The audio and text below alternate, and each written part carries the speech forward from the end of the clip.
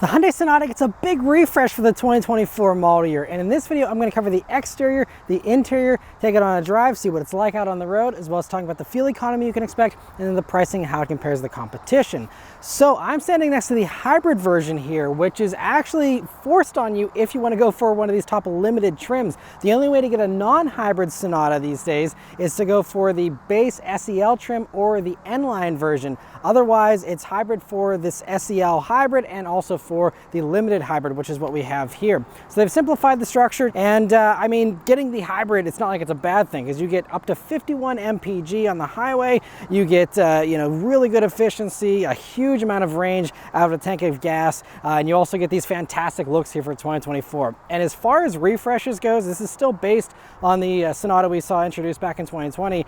I mean, it's a really nicely done refresh. It's so sharp and just dramatically transforms the styling on the Sonata here, and I think for the better, with that sleek strip of LEDs going across the front there and this whole Stormtrooper look for the whole front end, but also the aggressive bumper here, again on just a limited trim, not even the N-Line version here. You have this really sporty bumper up front there with the headlights nicely hidden in there as well, but the bolder grille, it all just looks really cool. It's also so low for that nose. It really, is part of the reason why you have such good fuel economy in this, because it's so streamlined and just looks fantastic. Coming down to the sides here, you have these very cool looking wheels as well, and I always like this side profile of these Sonatas, especially you can see like the rear 3/4 view, how you have kind of the way it pops out there, really, especially here in the sun at the right angle. It really looks cool. It's almost like a horizontal wing or something coming out as it leads into those taillights, which going out to the back are all new as well, and have a strip of LEDs going all the way across there too. In addition to the smokier look, you also have a new trunk lid there, a new rear bumper, and it just looks really good, especially in black here. It's extra sleek, but I mean in every color, no matter which trim you're talking about here, they all look fantastic, and this is just like a 10 out of 10 refresh in my mind as far as the exterior here on the Sonata. The interior of the 2024 Sonata gets an equally impressive redo, and it's again an extensive redo. They completely threw out basically the whole front interior and made it all new. So the first thing, the dominating thing here, is this curved display with double 12.3-inch screens in it, which are really impressive. I'll get more to those in a minute, and all the other nice controls here. But this whole dash and everything, my wife, whenever she hopped in this, she was like, is this a Genesis? Like, this feels really nice. It is truly impressive what they did with these refreshed interiors in the Sonata especially. But first thing, sitting down in these seats, I think these seats are pretty similar to the ones you had in the prior pre-refresh, but you do have a little bit of a new perforation design on them here, and they're heated and cooled, and the cooling actually works really well. It actually gets you nice and cold, very well done cooled seats, which is something a lot of other companies still struggle with. So I love that about them. And I mean, for a vehicle like this, they're supportive enough, and I think I'd say the Toyota and the Honda have, slightly more supportive seats, but these are still totally fine, still very comfortable, which is, the main thing you want. The steering wheel is also all new here in the Sonata, and it's this new Hyundai wheel they've been rolling out, which is really impressive. Again, more of that Genesis feel here with metal scrollers for volume and tuning, and these other little switches that are really nice, along with some plastic buttons, but nice and simple too, not overboard with buttons like some other companies, and a great 9-3 grip, nice little 10-2 notches, even some paddle shifters, which are unnecessary, but even those feel nice. They're like, metal plated, and so everything, it just feels so high quality. You also now have the gear shifter here on the steering column instead of in the middle, and while this might seem a little odd at first, it's actually super easy and convenient because it's right next to your hand where the steering wheel's at already. So flipping from drive to reverse and stuff is so seamless, and honestly, probably a near perfect automatic shifter placement and design. In my opinion, I love it. I think it's fantastic. But then moving on to these gauges, that's one of the 12.3-inch displays, of course, and they're really nice high-resolution graphics here. And I also like that you now have a little bit of a cloth covering here on this part on the left that looks like it's a speaker. I don't think it actually is, just some extra plastic they decided to leave there for the sake of the design, but I like that it's covered a little bit, looks a little nicer. But anyway, the gauges are great. You have have some customization there as far as the fonts and the style of the gauges. And the thing in the middle there, you know, is pretty typical ordinary stuff. I would like to see a little more customization as far as the information that's actually displayed on the gauges there. But, you know, other than that, they're fantastic and really well done. And then you also have a head-up display here in the Limited, which is great to have if you do like having, you know, that feature. And then coming over to the middle here, you have, again, another 12.3-inch touchscreen that now the big news here has wireless Apple CarPlay and wireless Android Auto finally. And it works fantastically well. It's really quick and snappy, flawlessly connects immediately, and is really crisp with the graphics and a really well done Apple CarPlay integration, in my opinion, as well. And then as far as Hyundai's main menu, that also gets a reskinning here with this next generation software. And it's mostly fine and easy to navigate, except for one odd thing, and that is that on multiple Hyundai and Kia vehicles that have had this new design, none of them have had a menu icon for radio. So the hidden way to access your radio is to hit the media button twice. If you're connected to CarPlay or Android Auto, you have to hit it twice, and then that will bring up your radio options. And then if you are continuing to listen to radio, you just hit it once, and then that will just bring that up. But I'm not sure why there's no on-screen access for radio. That just seems like a strange thing to leave out, especially considering half these other icons are just pointless clutter that most people don't need. Like, I don't need my HD radio information. Like, why is that an option but not a button for the radio? I'm hoping there's a way to add that in, or an easy software update can add that back in if there is no way to do it just with the user. But I haven't found a way to add it in yet. But anyway, you know, just other than that, all works really well, nice and easy to navigate your radio stations. The one other little minor complaint is that on these new systems, I don't love how whenever you do have the radio playing, like satellite radio, for example, the only way to see the song title and the artist is to be on this full screen thing that takes up the entire display, and then you can see the song title and the artist. Otherwise, you know, on the home screen, it's just showing you album art. Everywhere else is just wanting to show you album art. I mean, album art's nice, but if I want to actually know what I'm listening to and I'm not familiar with the album, you know, I just would like to have that. So minor nitpick, but that's the only other thing that irks me about this system. Otherwise, it's fantastic. Coming down, you have volume and tune knobs, another rarity in the car world these days. I love that we have that alone. In addition to these hard button shortcuts, which also, again, things you don't get in many other vehicles these days, really nice to have. You also have this cool little capacitive touch panel here with your climate controls. Again, great to still have some physical climate controls in combination with, you know, some of these, you know, little buttons in a separate screen here. But it's really easy to do all that, and hasn't been too distracting or anything, and just really well done for that as well. And then coming back, you know, you have your USB-C jacks you have now here in this, along with a Qi wireless charging pad. It's also really well done. This new Hyundai and Kia design for this wireless charging pad is so good because it actually holds your phone in place with all this rubberization you have, and also these brackets. And actually, I was able to charge my phone pretty reliably on here, which is something I can't say for most other wireless chargers here in 2024. And a nice big bin as well. You also have another little bonus space behind that, and your two cup holders, a couple other little buttons there that are nice. You also have a center armrest, which is got a little bit of padding, but you open that up and you'll see a nice big cubby in there. One complaint in this area, though, is that you do have some hard plastics still down by your knees, even in this Limited. And that's something that Accord has some padding here. I believe Camry does as well. And so this just is the one area where I would say this feels a little less plush than those do. Otherwise, though, I'd say this is, you know, competing neck and neck with those as far as, you know, the amount of impressiveness here on the inside. You also have a Bose stereo here in this one, which is a really nice improvement. That's something you get, I believe, only in this and in the N-Line version. And it's a 12-speaker Bose system. Sounds fantastic. Really well done. This Limited, though, is also the only way you can get leather, since we have such few trims now, only 4 trims. Only way you get leather, only way you get the panoramic roof, I believe, as well. And then also the blind view monitor and a couple other little things. So, you know, it's still going to be very desirable getting this Limited, but it's really the only way to get some of that top stuff you might be wanting. And then you also have a little pocket here in the door next to the Bose speakers too. And then back seat here is the same as the pre-refresh, so nothing really new there. But briefly, I'll just say, you know, I'm sitting behind myself. I have about 4 inches of legroom to spare. Plenty of headroom. It's a nice, spacious, roomy back seat, and the big addition for rear seat occupants, in addition to having USB-C jacks, as you see, they have air vents now, which was something you didn't have before, so it's great that you have those there to make those rear seat occupants, you know, a little bit more comfortable. They also have a fold-down center armrest and cup holders in there, and bottle holders in those doors. And then you also have a nice large trunk area, nice and wide, nice and long. You lift up the floor, you'll also see an extra little bonus cubby, because I don't believe this one has a spare tire. So in its place there, you have, you know, a nice big cubby as well, although I'd like to see a spare for sure.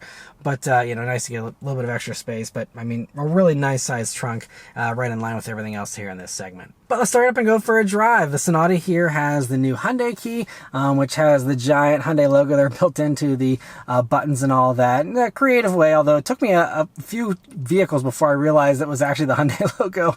Yeah, it's a really nice key, and a little bit on the large side, but still pretty cool. And of course, it is keyless access, keyless entry, push button start. There's also the digital key you can get with these, where you can have your phone as the key. You can assign keys to various other people for certain periods of time. If you want to let someone borrow the key, borrow the car, whatever, you have all that extra functionality as well if you don't want a traditional key. But anyway, you know, you leave the key in your pocket, hit the engine start button, and it starts right up. All right, so setting off here in the Sonata Hybrid.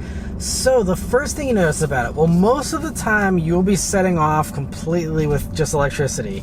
It's actually got a pretty powerful electric motor, so even at some higher speeds, being able to do some mild acceleration and just being able to drive around at lower speeds completely electrically is actually possible. It's a little bit more capability than what you get in a regular hybrid with most other companies, I'd say. The only reason why the engine's on right now is because it was using up some of the battery when I was filming this interior, but otherwise I'm 100% confident we would be driving around completely electrically right now. But as far as other things here about this Sonata Hybrid, it is so smooth, so relaxed, so comfortable, and also so quiet. I mean, even when the engine is running, it really doesn't make much of a fuss. And now we're back to electric mode here, so you just hear the pedestrian warning hum. But other than that, I mean, it's so quiet, it's so refining, and adding into that Genesis vibe. You really do get that here with this. It is just so relaxed. And I mean, I love that they set up, you know, the suspension, especially here with the hybrids. You have, you know, these smaller wheels, so you have a little bit of a bigger sidewall on the tires, so they absorb a lot of the bumps. You know, we're not trying to have some big flashy wheels. We have just nice small wheels to focus on the ride. And I think just Hyundai was unapologetic in their pursuit of comfort and a relaxed driving experience here for this. And I think that it really has paid off. And while the others, you know, go for a sporty vibe, you know, a lot of the hybrid versions of the Accord are the sport versions. Same thing with, you know, the Camry. You know, there's none of that. It's just, you want a smooth cruiser, this is your ticket. And you do it again with fantastic efficiency and just a very serene experience. And so, you know, even with the engine, you know, turning 1800 RPMs here or whatever, you barely even hear it. You also have it hooked up to a 6-speed automatic transmission, a nice normal automatic. That's one thing that some of the others, actually all the others with the hybrids, you know, have an eCVT kind of thing. This has a regular automatic. So if you're someone who doesn't love the CVT kind of experience and the mushier feeling you get, especially with the Honda, but also, you know, with the Toyotas a little bit, this is going to give you those natural normal shifts you're used to, and is a really nice differentiator here for those that are interested in this. You know, like climbing hills, things like that, you know, you have a nice little electric zip, and it gives you an extra boost here that you otherwise wouldn't have. You know, it's just a regular gas engine, and you know, it's just really nicely done. Also, the brakes, perfectly blended brakes, which is hard for some other companies to do with hybrids, and with this, it's flawless. They feel like normal, you know, brakes, no weird regen feeling or anything. It's just so well done. Throttle response is also nice and quick, as we will show here as I put it up into the sport mode here. Now let's turn down onto this back road and see how it accelerates. Here we go. So it actually spinning the tires because that electric motor is so punchy, again, from zero. And I mean, it gets up and goes pretty nicely here. I mean, that was, you know, we're getting up to some decent speeds here pretty quickly. So I think this is one of those vehicles where the numbers kind of lie and it feels faster than the numbers suggest, because what we're working with here is a 2-liter naturally aspirated 4-cylinder engine combined with an electric motor. It's only front-wheel drive here, and it does a total of 192 horsepower, which is 1 horsepower more than what you get on a regular non-hybrid version of the Sonata. But those have a 2.5-liter 4-cylinder engine here for 2024 versus this. You know, you have a 0.5 liter less, but you get 1 extra horsepower horsepower, thanks again that electric motor. And interestingly, in sport mode here, it's doing aggressive regen, so it's almost like a one pedal mode where I let off the gas and it starts to slow down, and a little bit of a different experience. That's interesting. But yeah, so as far as the performance though, on paper, it's not very competitive with the others out there. This is the slowest by far compared to, again, main competitors being Accord and Camry.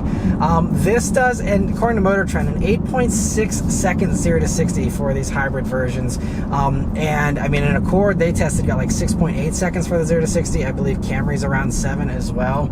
So we're talking a full second and a half. That is a big difference. And I will say I had an Accord hybrid last year, and that definitely felt a little bit punchier for sure, but that definitely wasn't blowing me away with performance either. It's just that Accord has a lot more torque, 242 pound-feet of torque. I believe the torque is much lower, close to the horsepower number here in this. So that's where you have a little bit extra punch there with the Honda. The Toyota just has more horsepower. It has 225 horsepower, so that's going to help that one's cause out. And as far as acceleration goes, again, I was getting wheel spin here. That is the other thing is, you have only front-wheel drive here in these. The Camry now has all-wheel drive with hybrid for the first time here for its new 2025 model year. Unfortunately, it's still front-wheel drive only for the Accord, but now the Camry is going to have a little bit of advantage there just because of that all-wheel drive capability. But anyway, coming up some corners here, let's see how the Sonata Hybrid handles. And again, I'm not expecting this to feel like a sports car, but because it's nice and low, it handles really well, and feels pretty light in corners, even though we have slightly heavier steering here with the sport mode. But it actually has been a nice thing to run around in all. We can zip around and, quickly, pull into parking spots, and just feels, very agile, especially in that normal mode here. Sport mode kind of makes it feel a little more sluggish in corners because of, again, the overly heavy steering and the aggressive regen here. I don't love sport mode, to be completely honest, so I'm going to take it out of that sport mode because it doesn't really do anything else aside from giving you the heavier steering and, a little bit of a different transmission character there. But, now we're in the normal mode here. You have nice light steering, which is what you want from something like this. The other thing I will say is these Kumo tires, only 215 wide.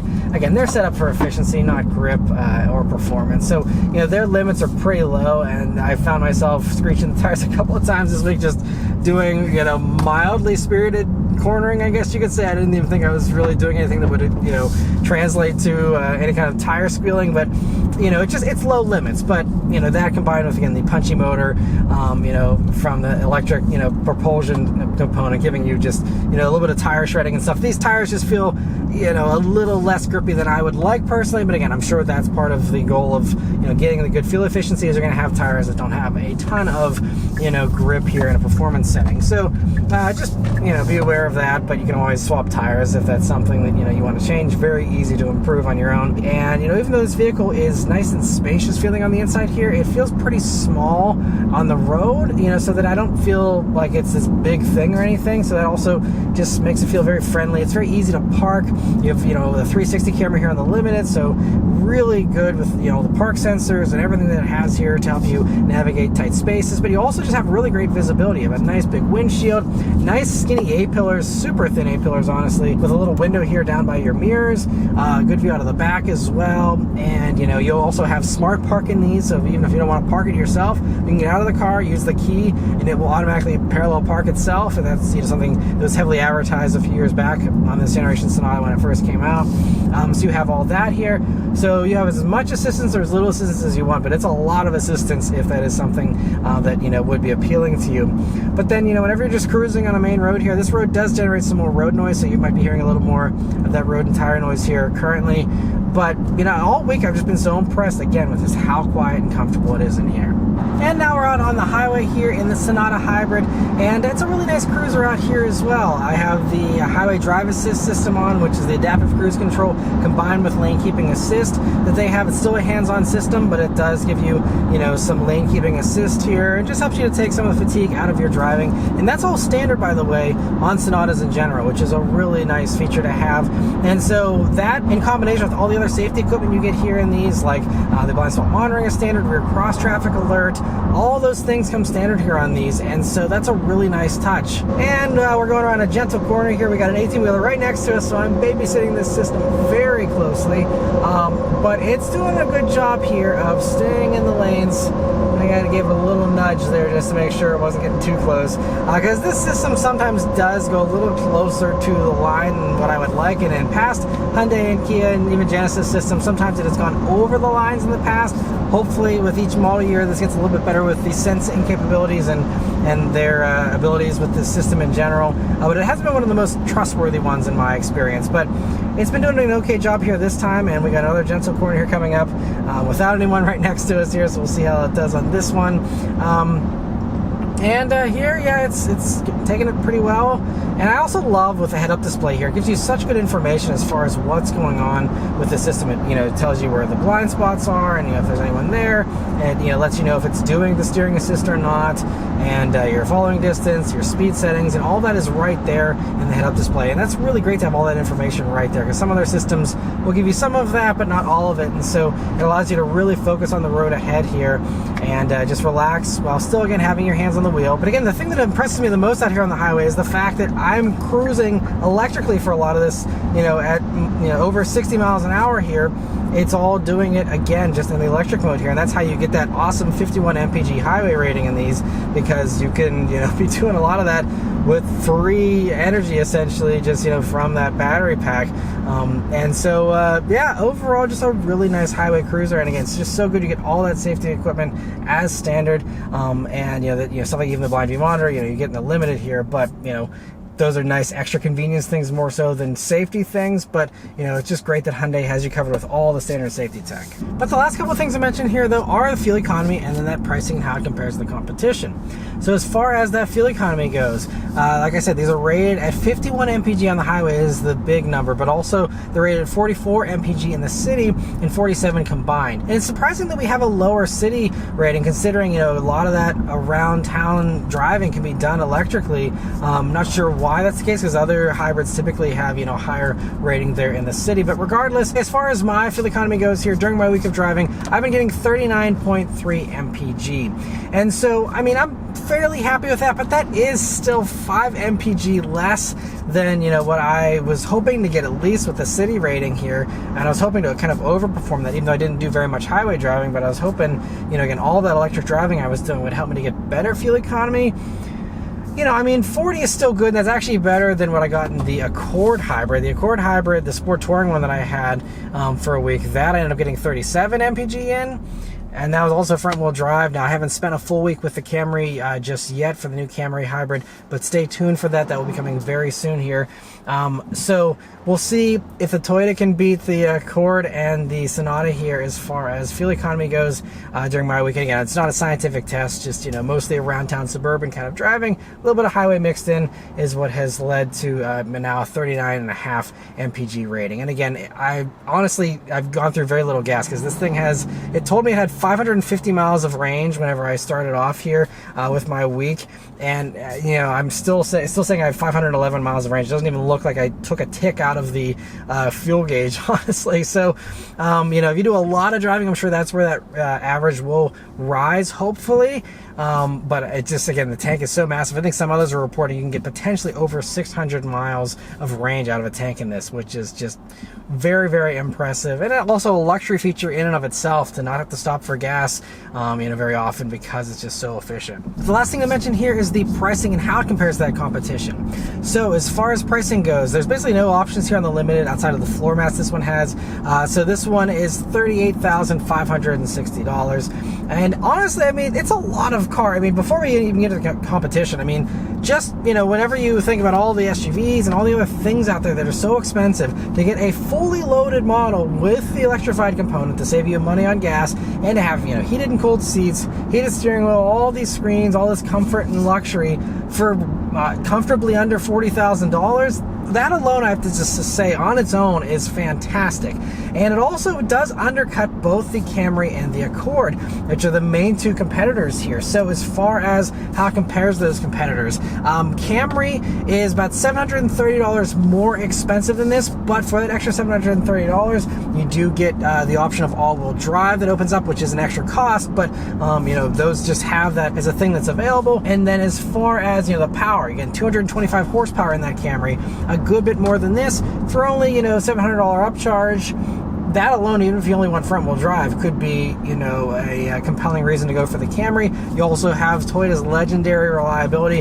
I mean, Hyundai does have the 10-year, 100,000-mile warranty, but the Camry is a Camry. I mean, they just are tanks. They're indestructible. The hybrid systems are pretty proven as well with Toyota.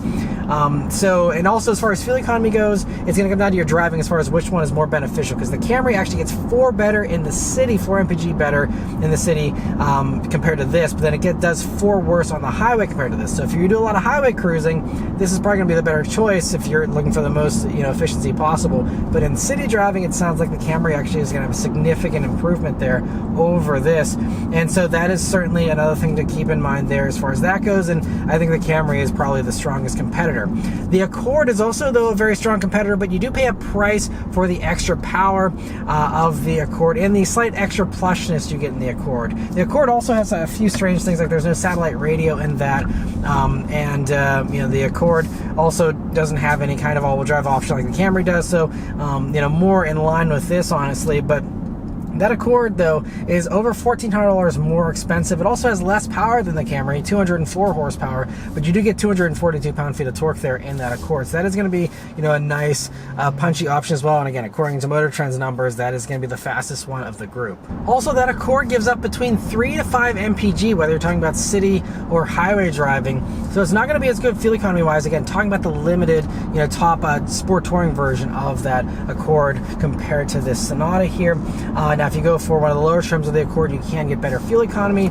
So that's, you know, one thing to consider if you're willing to downgrade to a lower trim, but then you lose out on a lot of the equipment. So the Sonata really gives you all the bells and whistles while still giving you the smaller wheels and the better efficiency there. So that's the choice that they make, that Honda chooses to, you know, have you go down to a lower trim if you want to have that max fuel economy.